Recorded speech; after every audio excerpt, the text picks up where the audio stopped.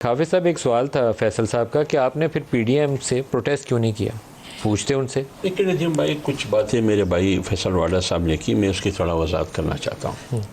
ایک بات مجھے یاد آئی، بریک میں بھی میں نے بھائی کو کہا کہ کل آپ نے ایک شو میں کہا کہ جب جنرل باجوہ صاحب کو ایکسٹینشن دی جا رہی تھی اس وقت جے یو اے نے بھی سپورٹ کیا. میں یہ وضاحت کروں، جے یو اے نے سپورٹ نہیں کیا ہے، باقی پارٹیوں نے سپورٹ کیا، کم سے کم جے یو اے نے نہیں کیا. ایک بات. دوسری بات یہ ہے آپ کے سوال کا، اور یہی سوال واڈا صاحب کا بھی تھا کہ پی ڈی ایم کی حکومت ہے وفاق میں، لیکن سوال یہ ہے کہ کیا پاٹھا وفاق کے کنٹرول میں یا پشاور کے کنٹرول میں؟ انضمام کے بعد، حصہ ہونے کے بعد وہ پشاور کے کنٹرول میں، تو نگران حکومت تو وہاں جے یو آئی کی نہیں ہے، پی ڈی ایم کی ہے. تو اگر یہ صوبائی میٹر ہے، کیونکہ ایجنسیاں تو اب خیبر پختونخوا کا حصہ بن چکی ہے، تو یہ تو ان کا مسئلہ ہے، کیوں امن و امان نے برقرار نہیں رکھا ہے؟ ایک تو یہ میں وضاحت کروں. لینڈ آرڈر کا مسئلہ کس کا ہے؟ Provincial metre.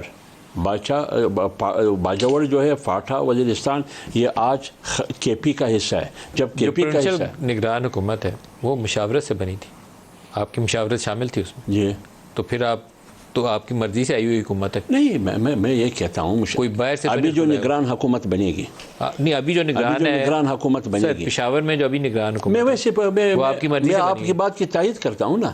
ابھی جو نگران حکومت فیڈرل میں بنے گی، نگران وزیر تو مشاورت سے ہوگی نا. لیکن جب وہ ڈیلیور کریں گے نہیں کریں گے، ادھر تو پی ڈی ایم نہیں ہے. تو جب نگران حکومت اپوزیشن لیڈر اور محمود خان جو وزیر اعلیٰ تھے ان کی مشاورت سے وہ نگران وزیر اعلیٰ بنا. آپ کی مرضی سے رضامندی سے. اب میں اس پہ آ رہا ہوں کہ لینڈ آرڈر صوبائی میٹر، لہٰذا یہ نگران حکومت کی ذمہ داری ہے. پاٹھا صوبہ یہ ان کی ذمہ داری ہے. اب باڑھ آپ نے سوال کیا میرے بھائی سے، باڑھ سے یہ لوگ کیسے کراس کر کے پاکستان آئے؟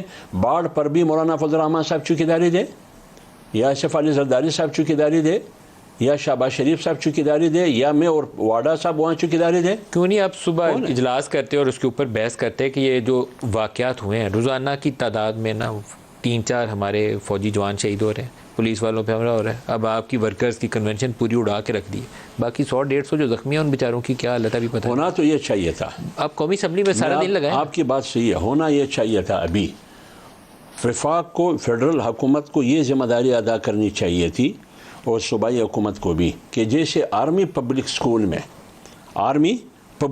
میں جو کچھ ہوا، یا سانحہ 9 مئی میں، جب آپ سانحہ 9 مئی کو اتنا سیریس لیتے ہیں، آرمی پبلک سکول جو ہمارے بچے تھے ہم نے سیریس لیا، ہم ایک پیج پر تھے ہم، تو کیا جمعیت علماء اسلام کی ورکرز کنونشن میں ایک ہی منٹ میں 2 منٹ میں 80 لاشیں گری، 80 لاشیں، 80 شہداء، 80 خاندان، اور 150 سے 200 لوگ ہمارے ورکر زخمی ہوئے.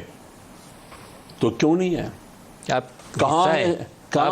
میں کیوں نہیں ہے قومی اسمبلی میں اس پہ بحث؟ یہ ہونا چاہیے، ضرور ہونا چاہیے.